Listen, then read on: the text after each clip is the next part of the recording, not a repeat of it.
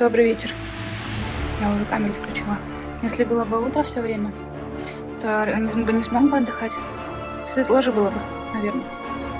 Ну так. Ну, сегодня продолжаем также читать книгу. Состав тот же, место тот же. Место тоже. Гарри Поттер и Орден Феникса. Глава 12. Профессор Амбридж. Лёля, ты готова слушать книгу? Хорошо. Начинаем читать. Утром Симус стремительно оделся и пулей вылетел из спальни Гарри. Даже носки не успел накинуть. «Думает, что сам тронется умом, если слишком долго пробудет со мной в одной комнате?» — громко спросил Гарри, едва край мантии Симуса скрылся из глаз. «Да не бери ты в голову, Гарри», — пробормотал Дин, перекидывая сумку через плечо. «Он просто...» Но он явно не в состоянии был сказать, что именно Симус просто, и после неловкой паузы вышел из комнаты следом за ним. Невилл и Рон бросили на Гарри одинаковые взгляды, означавшие «это его проблема, а не твои». Но Гарри не так-то легко было утешить. Сколько еще такого придется вынести? «Что случилось, Гарри?» — спросила через 5 минут Гермиона, нагнав в гостиной Гарри и Рона, которые шли завтракать. «У тебя такой вид? А это еще что такое?» Она уставилась на доску объявлений, где красовался большой новый лист. «Греби галеоны граблями. Приток карманных денег отстает от твоих расходов? Хочешь маленько разжиться золотишком? Свяжись через общую гостиную Гриффиндора с Фредом и Джорджем Уизли, готовыми предложить нетрудную и почти безболезненную работу с неполным рабочим днем. Всю ответственность, однако, несет нанимающийся». «Нет, это уже ни в какие ворота», — грозно заявила Гермиона, снимая лист, приколотый Фредом и Джорджем поверх объявления о дате первой вылазки в Хогсмит, которая должна была состояться в октябре. «Надо будет поговорить с ними, Рон». Рон всполошился. «Почему?» «Потому что мы старосты», — сказала Гермиона, вылезая через портретный проем. «Кому, как не нам, останавливать это безобразие?» Рон ничего не ответил, но по его мрачному виду Гарри понял, перспектива останавливать Фреда и Джорджа, когда они чем-то загорелись, совершенно его не радует. «И все-таки что с тобой, Гарри?» — повторила вопрос Гермиона. «Ты страшно зол на кого-то?» Они начали спускаться по лестнице. Старые волшебники и волшебницы, на висевших вдоль нее портретах, были поглощены разговорами между собой и не обращали на школьников внимания. «Симус считает, что Гарри врет про сам знаешь кого», — коротко объяснил Рон, когда стало ясно, что Гарри отвечать не желает. Гарри надеялся, что Гермиона вспыхнет, возмутится, но она всего лишь вздохнула. «Лаванда тоже так думает», — мрачно сказала она. «Мило поболтали с ней о том, какой я грустный врунишка и охотник до дешевой славы?» — громко спросил Гарри. «Нет», — спокойно ответила Гермиона. «Я посоветовала ей не разевать по твоему поводу свой большой трепливый рот. И было бы очень мило, если бы ты перестал кидаться на нас с Роном. Не знаю, заметил ты или нет, но мы на твоей стороне». «Извини», — тихо сказал Гарри после небольшой паузы. «Все в порядке», — отозвалась Гермиона с достоинством. Потом покачала головой. «Помните, что сказал Дамблдор на Перу перед летними каникулами?» Гарри и Рон озадаченно на нее посмотрели. Гермиона вздохнула еще раз. «Сказал, знаешь кого?»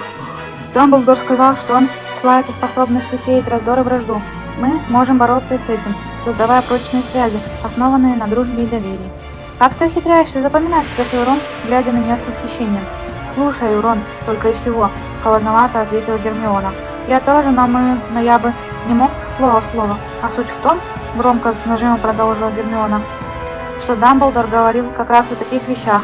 Вы знаете, кто возродился всего 2 месяца назад. А мы уже начали враждовать между собой.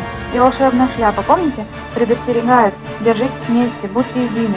Но и Гарри вчера вечерком в точку попал», — заметил Рон, «если это означает, что нам надо побрататься со Слизерином. Держи карман шире. А по-моему, очень жаль, что мы не пытаемся создавать связи между факультетами», — сердито возразила Гермиона. Тем временем они добрались до подножия мраморной лестницы. Через вестибюль шло несколько четверокурсников из Когтеврана. Увидев Гарри, они поспешно образовали плотную группу, как будто боялись, что на одиночку он может напасть. «Ну-ну, давай, создавай вот с такими связи», — саркастически сказал Гарри. Войдя вслед за когтевранцами в большой зал, они инстинктивно посмотрели на преподавательский стол. Профессор Грабли-Дерк была тут как тут, беседовала о чем-то с профессором Синистрой, учительницей астрономии. Хагрид, как и вчера, выделялся только своим отсутствием. Волшебный потолок в точности отражал настроение Гарри, унылая дождевая серость.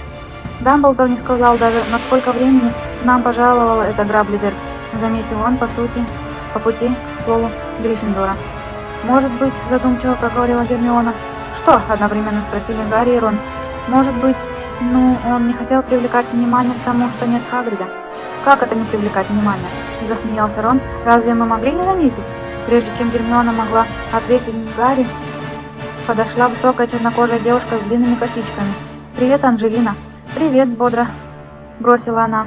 «Как лето?» И не дожидаясь ответа. «Слушай, я теперь капитан команды Гриффиндора по квиддичу». «Отличная новость!» — улыбнулся ей Гарри. Можно было надеяться, что отныне не придется выслушивать длинных наставлений, какими мучил игроков Оливер Вуд. «Нам нужен другой вратарь вместо Оливера. Отборочные испытания в пятницу в 5 часов, и я хочу, чтобы собралась вся команда. Надо посмотреть, как впишется новичок». «Хорошо», — сказал Гарри. Анжелина улыбнулась ему и отошла. «Я и забыла, что Вуд уже окончил школу», — рассеянно проговорила Гермиона, сев за стол рядом с Роном и потянув к себе тарелку с тостами. «Для команды, наверное, большая потеря». «Это точно», — сказал Гарри, садясь напротив. Он был хорошим вратарем. «И тем не менее, свежая кровь не помешает. Как по-вашему?» — заметил Рон. В верхние окна со свистом и стуком сотнями влетели совы с письмами и посылками. Каждая опустилась к своему владельцу, по пути окропив завтракающих дождевыми каплями. Снаружи явно лило вовсю. Букли не было, чему Гарри совершенно не удивился.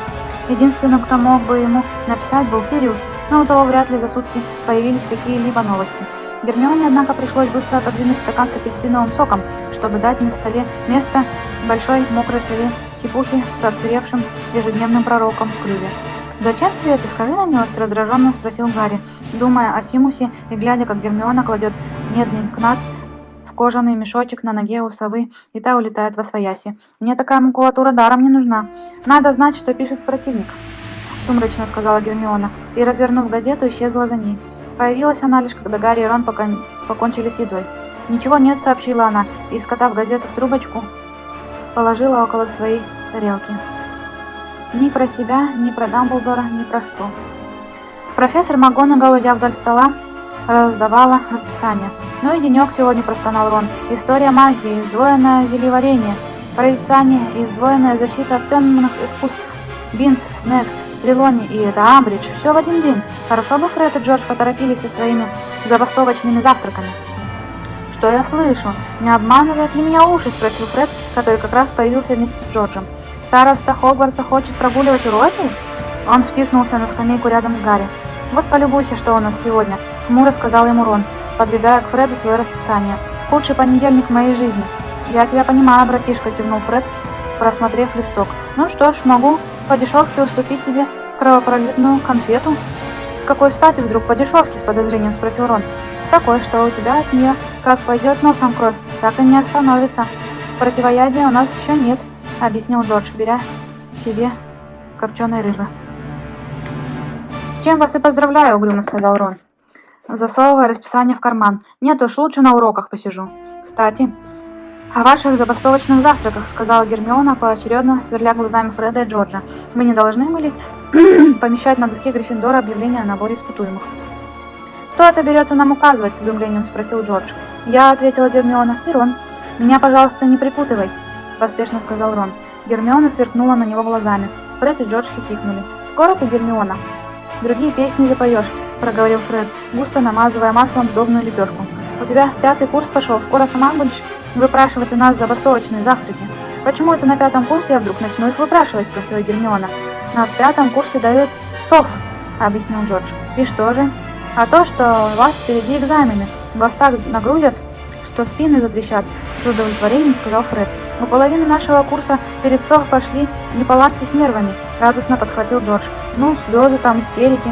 Патриция Стимпсон все время в обморок падала, а Кеннет Таулер весь покрылся пузырями.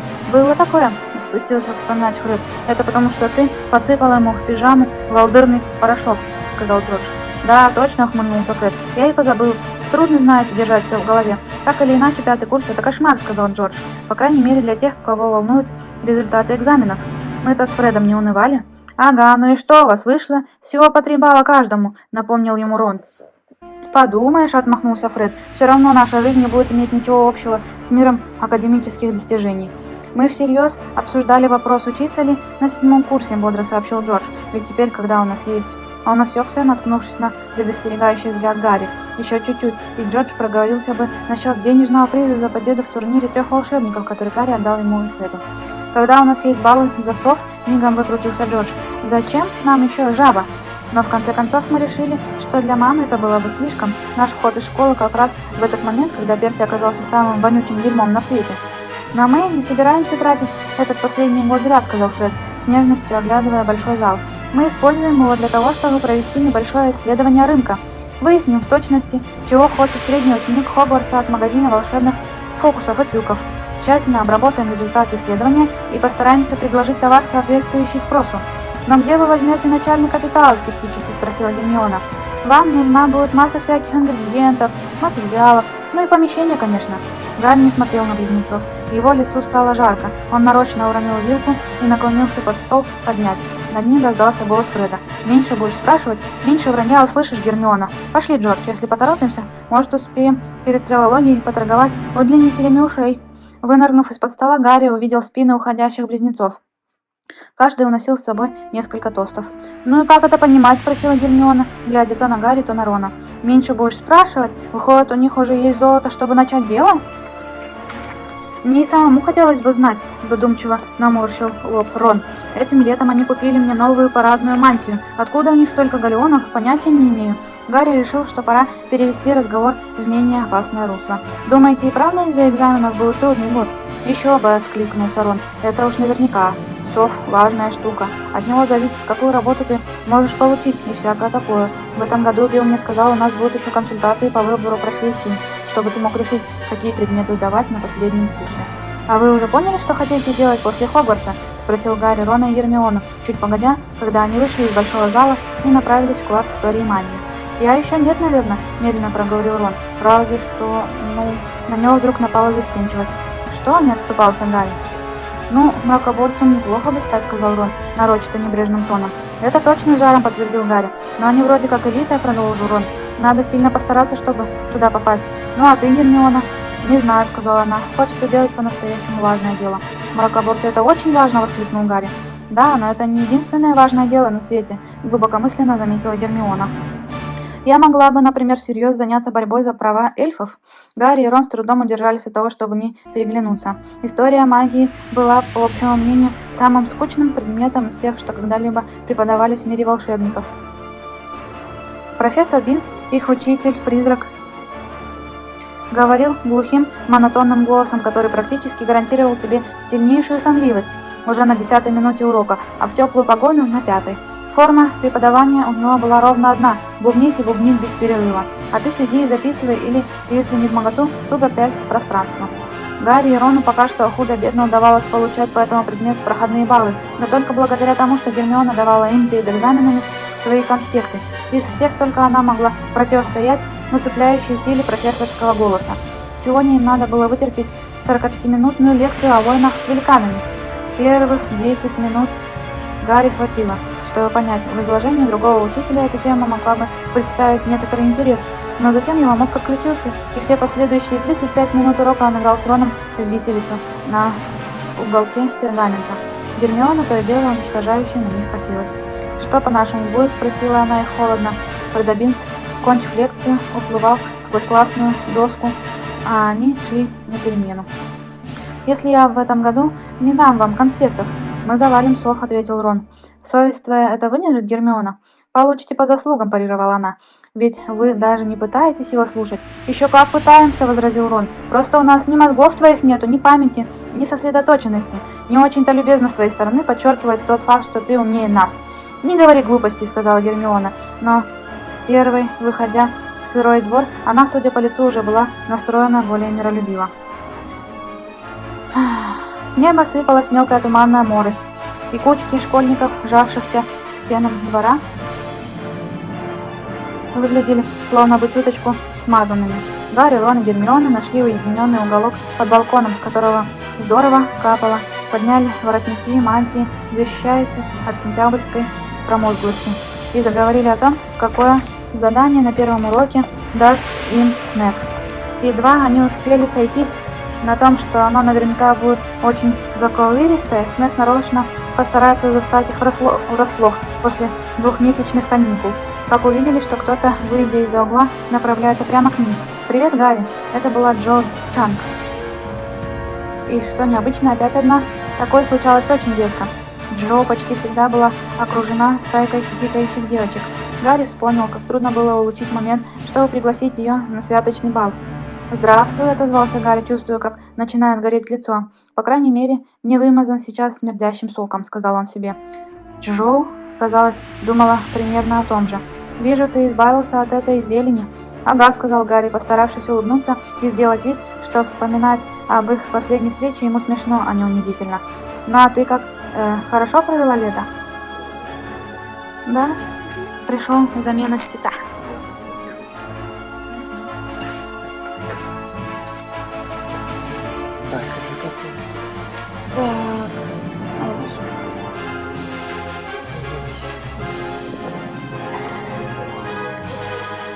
Продолжаю читать. «Ага», — сказал Гарри, постаравшись улыбнуться и сделать вид, что вспоминать об их последней встрече ему смешно, а не унизительно. «Ну, а ты как?» «Хорошо провел лето». Едва он произнес эти слова, как уже в них раскаялся. Ведь Джоу была подружкой Седрика, и его смерть, должно быть, омрачила ее каникулы почти так же сильно, как она омрачила каникулы Гарри. Что-то в ее лице напряглось, но она ответила: «Да, ты знаешь, очень даже неплохо». «А это у тебя значок Торнадос?» – вдруг спросил Рон, показывая на приколотый к мантии Джоу небесно-голубой значок с красивым двойным золотым «Т». «Разве ты за эту команду болеешь?» «За эту», – ответила Джоу. «Ты всегда за нее болела или начала с тех пор, как она стала выигрывать первенство лиги?» – спросил Рон совершенно неуместным, по мнению Гарри, прокурорским тоном. «Я болею за нее с 6 лет», – прохладно ответила Джоу. «Ну ладно, пока, Гарри». И она ушла. Подождав, пока Джоу пересекла полдвора, Гермиона обрушилась на Рона. «Верх бестактности с твоей стороны». «Почему? Я только спросил ее. Разве непонятно было, что она хочет говорить с Гарри, а не с тобой?» «Ну и говорила бы. Разве я мешал? С какой стати ты напустился на нее из-за команды по квиддичу?» «Напустился? Ни на кого я не напускался. Я только... Кому какое дело, если она болеет за Торнадос? А такое, что половина из тех, кто носит теперь эти значки, купили их только в прошлом сезоне. Ну и что? Это значит, что они не настоящие болельщики, а просто примазались. Пошли на урок», – безразличным голосом сказал Гарри. Рон и Гермиона спорили так громко, что не услышали звонка. Спор продолжился всю дорогу в подземелье Снега, и у Гарри поэтому была масса времени на размышления о том, что с такими приятелями, как Невилл и Рон, ему трудно рассчитывать даже на 2 минуты разговора с Джоу, о которых можно будет потом вспоминать без желания немедленно уехать за границу. И все-таки, подумал он, когда они встали в очередь, выстроившуюся у двери класса, ей же захотелось к нему подойти, поговорить с ним, разве нет? Она была подружкой Седрика и запросто могла возненавидеть его, Гарри, за то, что он живым покинул лабиринт турнира 3 волшебников, тогда как Седрик погиб. Но нет, она разговаривала с ним очень дружелюбно, не так, как разговаривала бы с сумасшедшим или лжецом, или человеком, каким-либо жутким образом виновным в смерти Седрика. И она ведь явно сама захотела подойти и заговорить с ним, 2-й раз уже за 2 дня. От этой мысли Гарри воспрял духом. Даже зловещий скрежет двери, ведущей в логово Снега, не причинил вреда маленькому пузырьку надежды, который возник у него в груди. Войдя в класс, он двинулся вместе с Роном и Гермионой к привычному столу в дальнем конце и уселся, не обращая внимания на гневные раздраженные возгласы, которыми они все еще обменивались. «Успокаиваемся», – холодно произнес Снег, закрывая за собой дверь. Этот призыв к порядку был излишним, и едва дверь захлопнулась, как безмолвие и неподвижность воцарились сами собой. Одного присутствия Снега было, как правило, достаточно для поддержания тишины. «Прежде чем начать сегодняшний урок», – сказал Снег, быстро подойдя к столу и оглядев класс, – «я бы счел уместным напомнить, что в июне вы будете держать серьезный экзамен, который покажет, насколько вы усвоили науку изготовления и использования волшебных зелий. Хотя изрядную часть из вас, несомненно, составляют кретины, я все же надеюсь, что вы худо-бедно заработаете на СОВ, хотя бы удовлетворительно, иначе вам придется столкнуться с моим неудовольствием. Его взгляд в этот момент остановился на Невиле, который судорожно сглотнул. По окончании 5-го курса многие из вас, разумеется, перестанут у меня учиться, продолжил Снег. По программе, нацеленной на подготовку к выпускным экзаменам, в моем классе зельеварения будут заниматься только лучшие из лучших, остальным же придется со мной попрощаться. Он посмотрел на Гарри, и рот его скривился. Гарри, глядя ему в глаза, испытывал мрачное удовлетворение от мысли о том, что после 5-го курса с зельеварением, может быть, будет покончено. Но до приятной минуты расставания как-никак еще год, мягко сказал Снег. И потому будете вы впоследствии претендовать на высшую аттестацию или нет, я советую всем собраться с силами и постараться получить те приличные баллы на СОВ, на какие я привык рассчитывать у своих учеников. Сегодня мы будем готовить зелье, которое часто входит в экзаменационные задания для пятикурсников. Это умиротворяющий бальзам. Он помогает бороться с тревогой и снимать беспокойство. Но осторожно, если переусердствовать с ингредиентами, пациент может погрузиться в глубочайший, а то и необратимый сон. Поэтому пристально следите за тем, что делаете. Слева от Гарри Гермиона чуть выпрямилась на стуле, лицо ее выражало чрезвычайную сосредоточенность. Ингредиенты и способ приготовления. Снег взмахнул волшебной палочкой, написанной на доске.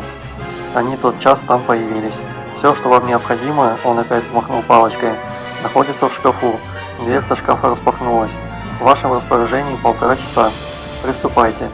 Как и предполагали Гарри, Рон и Гермиона, Снег выбрал чрезвычайно трудное зелье, требующее кропотливой работы. Ингредиенты необходимо было добавлять в котел строго в определенном порядке и строго определенных количествах. Помешивая состав, надо было совершить строго определенное число движений. Сначала по часовом стрелке, потом против. Перед добавлением последнего ингредиента температуру огня, на котором варится зелье, необходимо было уменьшить до определенного значения на определенное количество минут. «От вашего зелья должен сейчас идти легкий серебристый пар», — сказал Снег, когда до конца урока оставалось 10 минут.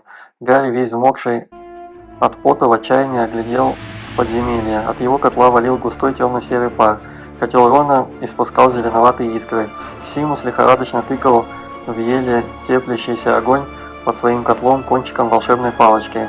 А вот над зельем Гермионы стоял мерцающий серебристый туман.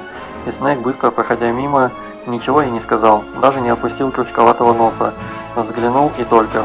Это означало, что придраться не к чему. Но над котлом Гарри Снег остановился и посмотрел в него с жуткой ухмылкой. «Поттер, что это, по-вашему, такое?» Сидевшие в первых рядах слизеринцы с удовольствием подняли головы. Им очень нравились издевки Снега над Гарри. «Умиротворяющий бальзам», — выдавил из себя Гарри. «Скажите мне, Поттер», — мягко сказал Снег, — «вы читать умеете?» Драко Малфой засмеялся. «Умею», — ответил Гарри, крепко стиснув волшебную палочку.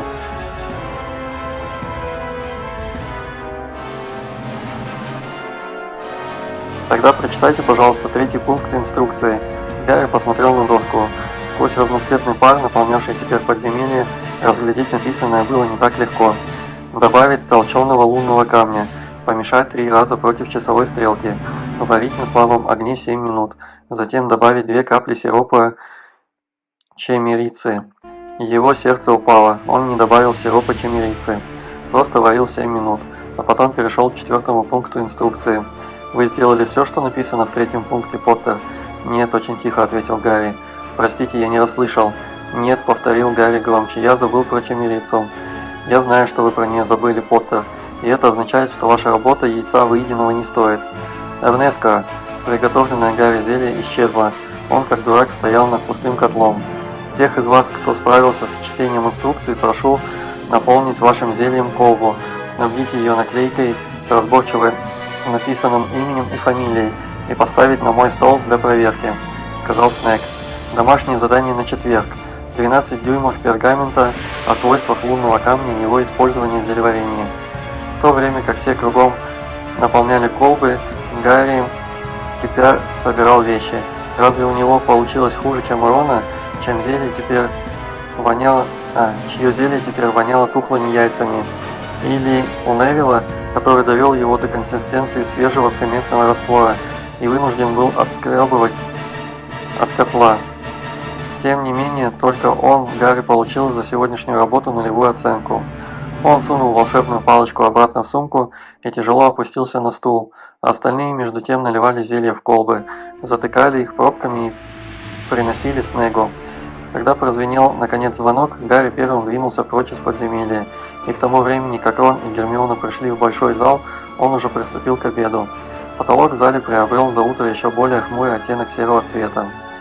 В высокие окна хлестал дождь. Страшная несправедливость со стороны Снегга. Принялась утешать его Гермиона, сев рядом и положив себе картофельные запеканки с мясом. Твое зелье уж во всяком случае было лучше, чем у Гойла. Когда он налил его в колбу, она разлетелась на куски, и мантия у него загорелась. «Ничего нового», — сказал Гарри, не поднимая глаза от тарелки. «Разве Снегг был когда-нибудь ко мне справедлив?» Вопрос остался без ответа. Все трое знали, что сильнейшая взаимная неприязнь между Снеггом и Гарри началась с той минуты, когда Гарри впервые переступил порог Хогвартса. «А я была почти уверена, что в этом году он не будет так зверствовать», — сказала Гермиона с недоумением. «Потому что, ну вы понимаете...» Она огляделась по сторонам, и справа и слева от них было по несколько пустых стульев, и мимо стола никто не проходил. Теперь, когда он в Ордене. «Какая разница-то?» — поменяла поганка пятна. Глубокомысленно проговорил Рон. «Я всегда считал, что у Дамблдора не все дома, если он доверяет Снеггу. Где доказательства, что он и вправду перестал работать на сами знаете кого?» «Я думаю, у Дамблдора хватает доказательств, пусть даже он не делится ими с тобой, Рон», — резко отозвалась Гермиона.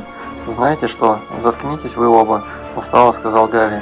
Когда Рон открыл рот, чтобы ответить, Гермиона и Рон так и застыли с обиженными лицами.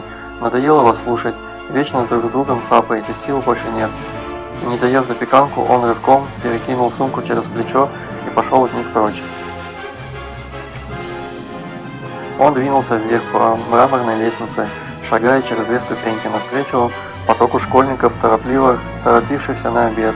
Злость, которая так внезапно в нем вспыхнула, еще не догорела, и ошеломленный вид Рона и Гермионы, чьи лица все еще стояли у него перед глазами, доставлял ему немалое удовлетворение. «По делам», — думал он, — «самое время им заткнуться, только и делают, что лаются. Кто угодно на ступеньку от этого ползет. Кто угодно на стенку от этого ползет». На лестничной площадке он, миновав большой портрет сэра Кадагана, рыцаря. Сэр Кадаган выхватил меч и яростно замахнулся на Гарри, но тот не удостоил его внимания. «Назад, мерзкий пес! Встань передо мной и сразись!» — раздался приглушенный забралом вопль сэра Кадагана, но Гарри просто прошел мимо, и когда рыцарь попытался последовать за ним и вбежал в соседнюю картину, его отогнал изображенный на ней большой сердитый волкодав. Оставшуюся часть большой перемены Гарри просидел один, под люком, который вел на вершину Северной башни. Неудивительно, что после звонка он первым поднялся по серебряной лестнице в класс Сивиллы Трелони. Из школьных предметов, не считая зельеварения, прорицания нравились Гарри меньше всего, главным образом потому, что профессор Трелони имела обыкновение раз в несколько уроков предсказывать его, Гарри, безвременную смерть. Очень худая, в несколько слоев закутанная в шали, поверх которых блестели бесчисленные бусы и цепочки, она благодаря очкам, многократно увеличивавшим глаза, всегда напоминала Гарри какое-то насекомое. Сейчас она раскладывала под круглым столиком на тонких ножках, которым был заставлен класс, потертые книги в кожаных переплетах, лампы, обмотанные шарфами, и еле теплящийся камин, от которого шел тяжелый приторный аромат, давали такой тусклый свет, что она, судя по всему, не заметила, как он влез и уселся в темном углу. За последующие 5 минут подтянулись остальные ученики. Рон, поднявшись через люк, внимательно огляделся, увидел Гарри и двинулся прямо к нему. Вернее, настолько прямо, насколько можно было среди всех этих столиков, стульев и пухлых пуфов. «Мы с Гермионой кончили ругаться», — сообщил Рон, садясь около Гарри. «Поздравляю», — проворчал Гарри. «Но Гермиона считает, что было бы очень мило, если бы ты перестал срывать на нас злость», — сказал Рон. «Я просто передаю тебе ее слова», — перебил его Рон. «Но я с ней согласен. Если Симус и Снегг тебя обижают, то при чем тут мы?» «Я и не говорю, что...» «Здравствуйте», — сказала профессор Трелони своим обычным голосом, глухим, потусторонним, и Гарри осекся, снова чувствуя и раздражение, и легкий стыд. «Добро пожаловать в новом учебном году на урок прорицаний. Все каникулы я, конечно, внимательно следила за вашими судьбами, и мне приятно видеть, что вы благополучно вернулись в Хогвартс, о чем я, разумеется, знала заранее. На столах перед вами лежат экземпляры Оракула снов. Иниго и Маго.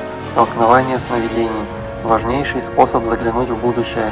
И вполне вероятно, что наше владение этим разделом ясновидения будет проверено на экзаменах по СОВ.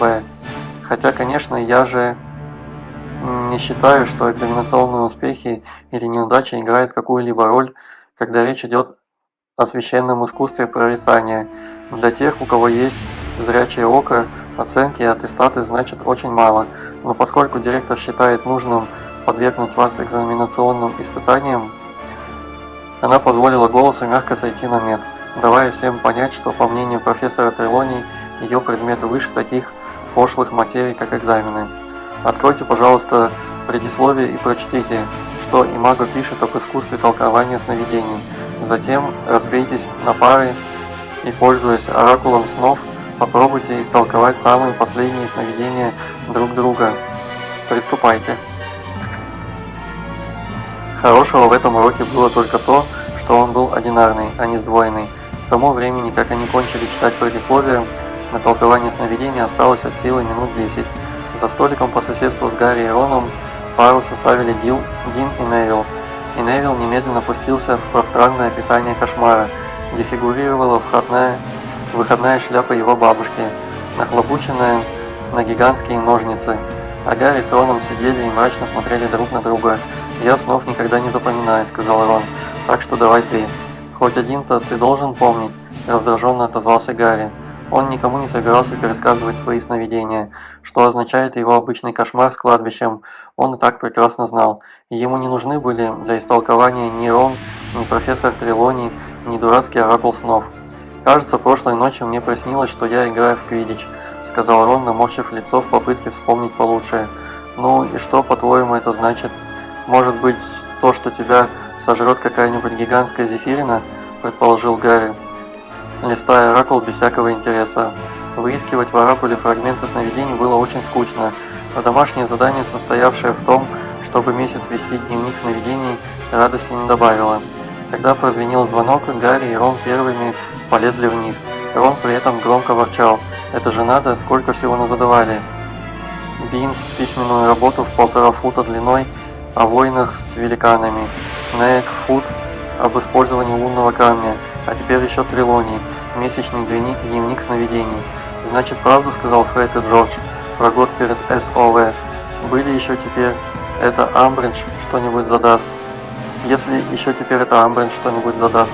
Когда они вошли в класс защиты темных искусств, профессор Амбридж уже сидела за учительским столом. На ней была та же, что и вчера вечером, пушистая розовая кофточка. Макушку увенчал черный бархатный бант. Невольно Гарри опять пришла на ум большая муха, по глупости усевшаяся на голову крупной жабе. В классе все старались вести себя тихо. Профессор Амбридж была пока что величиной неизвестной, и никто не знал, насколько строгим ревнительным дисциплины она окажется. «Здравствуйте», — сказала она, когда ученики расселись по местам. Несколько человек пробормотали в ответ: «Здравствуйте». «Стоп, стоп, стоп», — сказала профессор Амбридж. «Ну нет, друзья мои, это никуда не годится. Я бы попросила вас отвечать так: здравствуйте, профессор Амбридж. Еще раз, пожалуйста. Здравствуйте, учащиеся». «Здравствуйте, профессор Амбридж», — проскандировал класс. «Вот и хорошо», — сладким голосом пропела профессор Амбридж. «Ведь совсем не трудно, правда? Волшебные палочки уберем, перья вынем». Услышав это, многие обменялись угрюмыми взглядами. Ни разу еще интересный урок не начинался с приказа убирать волшебные палочки. Гарри засунул свою сумку и вынул перо, чернила и пергамент. Профессор Амбридж, наоборот, достала из сумки волшебную палочку, которая была необычно короткой, и резко постучала ею по классной доске, где тут же возникли слова: «Защита от темных искусств. Возвращение к основополагающим принципам». Отмечу для начала, что до сих пор ваше обучение этому предмету было довольно-таки отрывочным и фрагментарным. «Не правда ли?» – сказала профессор Амбридж, повернувшись к классу лицом и аккуратно сложив руки на животе. Постоянно менялись учителя, и не все они считали нужным следовать какой-либо одобренной министерством программе. Результатом, к сожалению, явилось то, что вы находитесь гораздо ниже уровня, которого мы вправе ожидать от вас в год предшествующей сдаче СОВ. Вам, однако, принято будет узнать, что эти недостатки мы теперь исправим. В нынешнем учебном году вы будете изучать защитную магию по тщательно составленной, теоретически выверенной, одобренной министерством программе. Запишите, пожалуйста, цели курса. Она опять постучала по доске, слова, которые на ней были, исчезли и взамен появилось. Цели курса. Первое. Уяснение принципов, лежащих в основе защитной магии. Второе. Умение распознавать ситуации, в которых применение защитной магии допустимо и не противоречит закону. Третье. Включение защитной магии в общую систему представлений для практического использования. Пару минут в классе раздался только шорох перьев о пергамент. Когда все списали 3 поставленные профессором Амбридж цели курса, она спросила, у всех ли есть экземпляры теории защитной магии Уилберта Слингхарда? По классу пробежало глухое утвердительное бормотание. «Мне кажется, надо попробовать еще разочек», — сказал профессор Амбридж. «Когда я задаю вопрос, ответ я хотела бы слышать в такой форме. Да, профессор Амбридж, или нет, профессор Амбридж. Итак, у всех ли есть экземпляры теории защитной магии Уилберта Слингхарда?» «Да, профессор Амбридж», — хором ответили ученики. «Хорошо», — сказала профессор Амбридж. «Теперь попрошу вас открыть 5-ю страницу и прочесть 1-ю главу. Основы для начинающих. От разговоров можно воздержаться».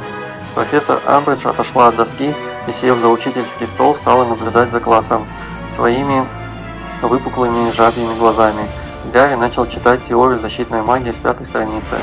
Это было неимоверно скучно. Нисколько не лучше, чем слушать профессора Бинса. Гарри попытался сосредоточиться, но ничего не получалось. Вскоре он обнаружил, что вот уже который раз принимается за одну и ту же фразу, но не может продвинуться дальше первых 5-6 слов. Так произошло несколько безмолвных минут.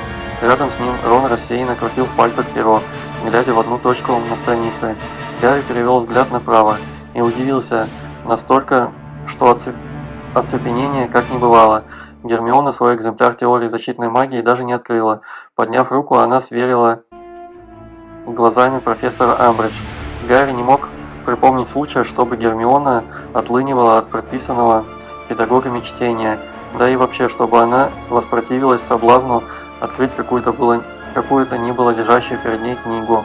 Он сделал вопросительное лицо, но она еле заметно покачала головой, давая понять, что не намерена вступать в разговоры, и продолжила пристально смотреть на профессора Амбридж, которая столь же упорно глядела в другую сторону. Но спустя еще несколько минут Гарри был уже не единственным, кто уставился на Гермиону. Глава, которую им велено было читать, оказалась такой нудной, что все больше и больше народу, вместо того, чтобы продираться сквозь основы для начинающих, принимались наблюдать за молчаливыми стараниями Гермионы привлечь к себе внимание профессора Амбридж. Когда больше половины класса уже смотрела не в книгу, а на Гермиону, профессор Амбридж решила, что не может больше делать вид, будто ничего не происходит. «Вы хотите задать вопрос по поводу главы, милая моя?» – спросила она Гермиону, как будто только что ее заметила. «Вопрос, но не по поводу главы», – ответила Гермиона.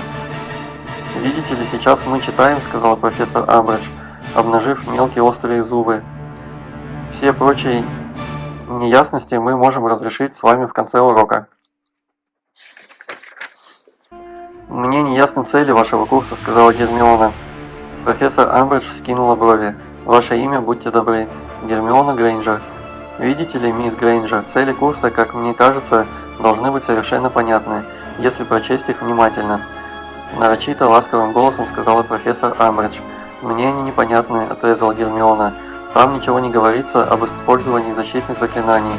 Последовала короткая пауза, во время которой многие ученики, наморщив лбы, перечитали 3 цели курса, все еще остававшиеся на доске.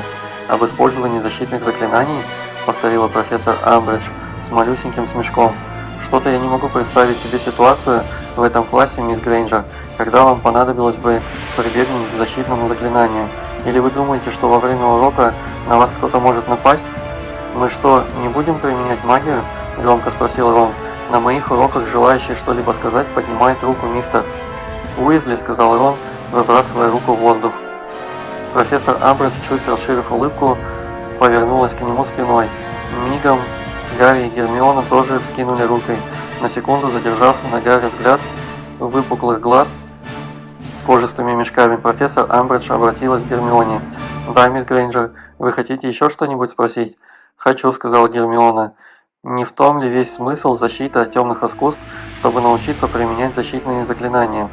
«Вы кто у нас, мисс Грейнджер, эксперт Министерства по вопросам образования?» — спросила профессор Амбридж, все тем же фальшиво ласковым тоном. «Нет, но... Тогда, боюсь, вашей квалификации недостаточно, чтобы судить, в чем состоит весь смысл моих уроков. Новая учебная программа разработана волшебниками постарше и поумнее вас. Вы будете узнавать о защитных заклинаниях безопасным образом, безо всякого риска». «Ну и какой от этого толк?» — громко спросил Гарри.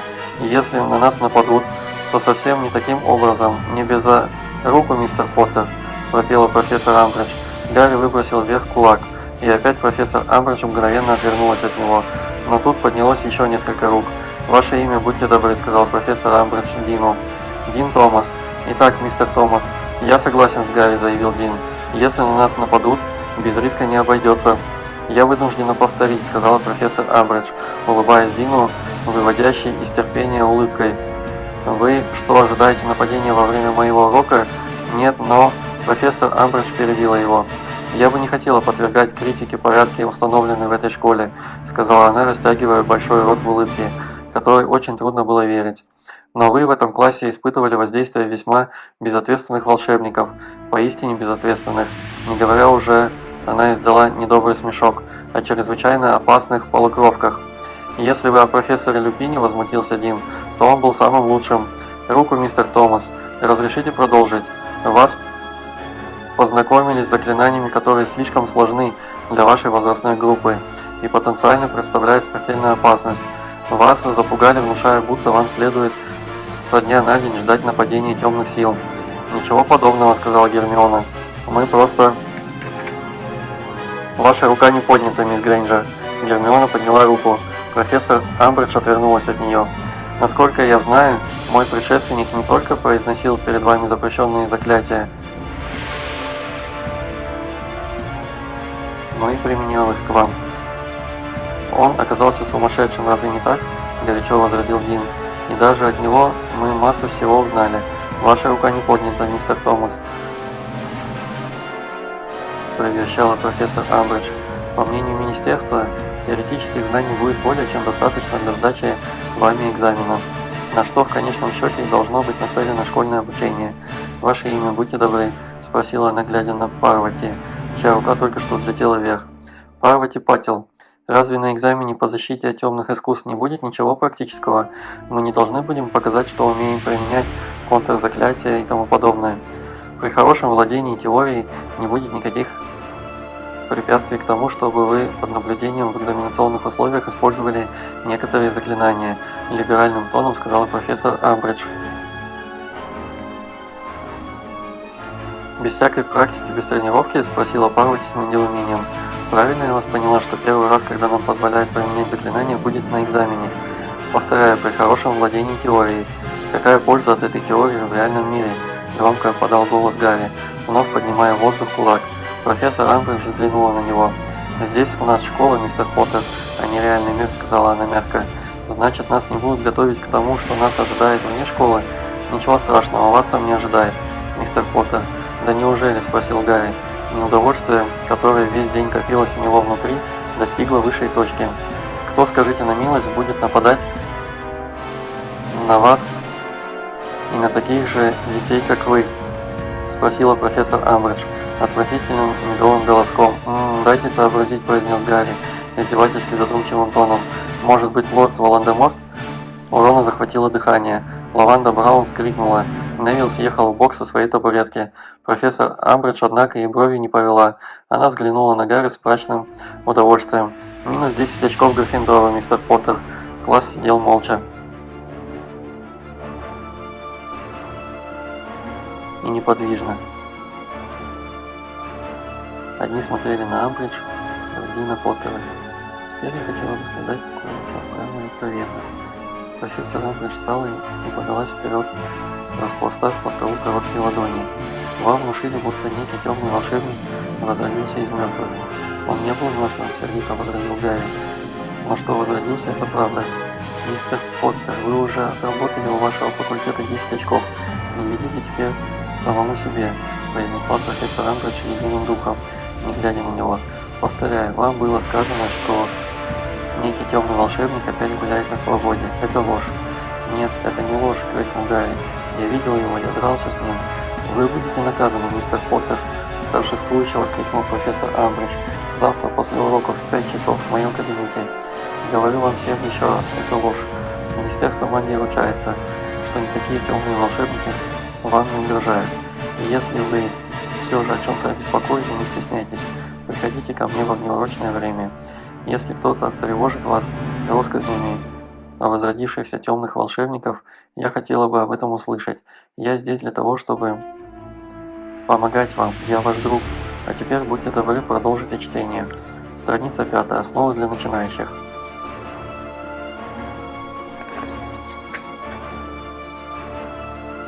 Профессор Амбридж села за свой стол. Гарри, наоборот, встал. Все глаза были устремлены на него. У Симонса лицо было наполовину испуганное, наполовину встревоженное. «Гарри, не надо», — предостерегающе прошептала Гермиона, хватая его за рукав. Но Гарри выдернул руку. «Значит, по-вашему, Седрик Дигби умер сам? Никто его не убивал?» — спросил Гарри срывающимся голосом. Общий судорожный вздох. Никто в классе, кроме Рона и Гермионы, еще не слышал от Гарри ничего о событиях того вечера, когда погиб Седрик. Все перевели напряженные взгляды с Гарри на профессора Амбридж, которая подняла глаза и уставилась на него уже без следа фальшивой улыбки на лице. «Смерть Седрика Диггори была результатом несчастного случая», — холодно сказала она. «Это было убийство», — возразил Гарри. Он чувствовал, что весь дрожит. Он почти никому еще об этом не говорил, и уж точно не говорил 30 жадно слушающим одноклассникам. Его убил Волан-де-Морт, и вы об этом знаете. На лице профессора Амбридж не выразилось ровно ничего. На миг Гарри показалось, что она сейчас закричит на него, но она промолвила своим мягчайшим, сладчайшим девчоночьим голоском: «Подойдите-ка сюда, мой милый мистер Поттер». Отшвырнув стул ногой, он мимо Рона и Гермионы прошел к учительскому столу. Он чувствовал затаили дыхание. В нем кипела такая злость, что было совершенно безразлично, чем это кончится. Профессор Амбридж вынула из сумки маленький свиток розового пергамента, расправила его на столе, обмахнула перо в чернильницу и принялась писать записку, спиной закрыв ее от Гарри. Все молчали. Спустя примерно минуту она скатала пергамент волшебной палочкой и без шва запечатала свиток, чтобы Гарри не смог его развернуть. «Отнесите к профессору МакГонагал», — сказала профессор Амбридж, протягивая ему свиток. Гарри взял у нее пергамент и, не сказав ни слова, вышел из класса и хлопнул дверью. На Рона и Гермиону даже не взглянул. Крепко сжимая послание МакГонагал, он очень быстро пошел по коридору и, повернув за угол, налетел на полтергейста Пивза, большеротого маленького типчика, который плыл по воздуху на спине и жонглировал несколькими чернильницами. «Фу ты, ну ты, это же Поттер Абермонтер!» – захихикал Пивз и уронил 2 чернильницы, которые, разбившись, забрызгали стены кляксами. Гарри едва успел отскочить. «Да пошел ты отсюда, Пивз!» «Тю-тю-тю, наш Абермонтер оборзел!» – сказал Пивз и полетел следом за Гарри по коридору, глядя на него искоса. «Что на этот раз, мой прекрасный обормотный друг? Слышим голоса, видим видения, говорим на...» Пивз испустил могучий неприличный звук в неведомых языках. «Оставь меня в покое», тебе говорят», – заорал Гарри и метнулся вниз по ближайшей лестнице, но Пивз просто-напросто съехал рядом с ним по перилам на спине. «Зря ты, Гарри, нос задрал. Все ты врешь и все ты врал. Никакой ты не герой, а обычный псих дурной. Заткнись!» Слева от Гарри распахнулась дверь, и с мрачным и слегка встревоженным видом из своего кабинета выглянул профессор МакГонагал. «Почему вы так оглушительно орете, Поттер?» – резко спросила она. «И почему вы не на занятиях?» Пивз тем временем радостно хихикнул и был таков. «Меня направили к вам», – деревянным голосом ответил Гарри. «Направили? Как это понимать?» «Направили». Он поднял ей записку от профессора Амбридж. Взяв пергамент, профессор МакГонагал нахмурилась, разрезала свиток прикосновением волшебной палочки и начала читать. Глаза под прямоугольными стеклами очков двигались то вправо, то влево, и чем дальше, тем сильнее они щурились. «Пошли со мной, Поттер». Он последовал за ней в кабинет. Дверь закрылась за ним сама собой. «Итак», – грозно обратилась к нему профессор МакГонагал, – «это правда?» «Что правда?» – спросил Гарри чуть более агрессивным тоном, чем хотел. «Профессор», – добавил он в попытке смягчить вежливость, – «это правда, что вы повысили голос на профессор Амбридж?» «Да», – сказал Гарри. «Вы обвинили ее во лжи?» «Да». «Вы сказали ей, что тот, кого нельзя называть, возродился?» «Да». Профессор МакГонагал села за письменный стол и, хмуря брови, поглядела на Гарри. Потом сказала: «Возьмите-ка печенье, Поттер». «Что взять?» «Печенье», – раздраженно повторила она, показывая на коробку с шотландским клетчатым рисунком, лежащую на столе поверх многочисленных бумаг. «И сядьте». На памяти у Гарри уже был случай, когда вместо того, чтобы наказать его, как он ожидал, профессор МакГонагал включила его в команду Гриффиндора по квиддичу.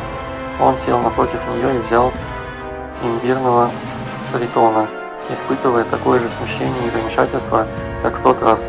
Профессор МакГонагал положила записку на стол и устремила на Гарри очень серьезный взгляд. «Поттер, вы должны вести себя осторожнее». Гарри проглотил кусок имбирного тритона и уставился на нее. Голос, которым она это произнесла, стал для него полной неожиданностью. Он не был ни сухим, ни жестким, ни деловитым. Он был тихим, встревоженным и куда более человечным, чем всегда. Плохое поведение на уроках Долорес Амбридж может обернуться для вас гораздо большими неприятностями, чем потеря факультетских очков и оставление после уроков. Я не понимаю.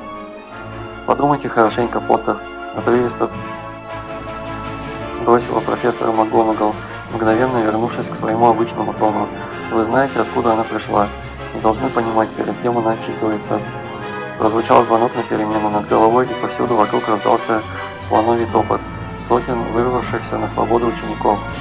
«Здесь говорится, что вам надо будет оставаться после уроков каждый день на этой неделе, начиная с завтрашнего», — сказал профессор МакГонагал, снова взглянув на записку от Амбридж.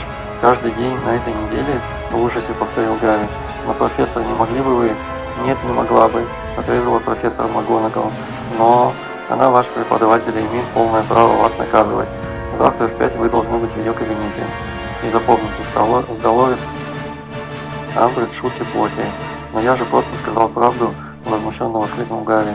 «Волан-де-Морт возродился, и вы-то это знаете?» «Профессор Дамблдор тоже знает». «Ради всего святого, Поттер», — сказал профессор МакГонагал, сердито поправляя очки. При упоминании о Волан-де-Морте она содрогнулась всем телом. «Разве в том дело, правду вы сказали или нет? Дело в том, что вы должны сидеть тихо и держать себя в руках». Она встала, раздув ноздри и сжав губы в ниточку. Гарри тоже встал. «Еще печенье возьмете?» — раздраженно сказала она и толкнула к нему коробку. «Нет, спасибо», — холодно отозвался Гарри. «Да не валяйте вы дурака!» — прикрикнула на него профессор МакГонагал. Он взял печенье. «Спасибо», — нехотя сказал он.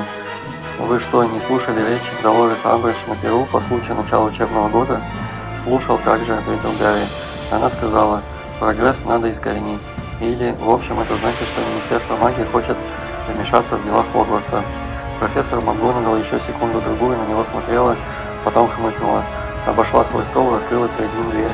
«Что ж, я рада, по крайней мере, тому, что вы слушаете Гермиону Грейнджер», — сказала она, провожая его из кабинета. Вот мы и дочитали очередную главу. Ставьте лайк, подписывайтесь. Следующая глава у нас глава 13. Вечера удовольствия.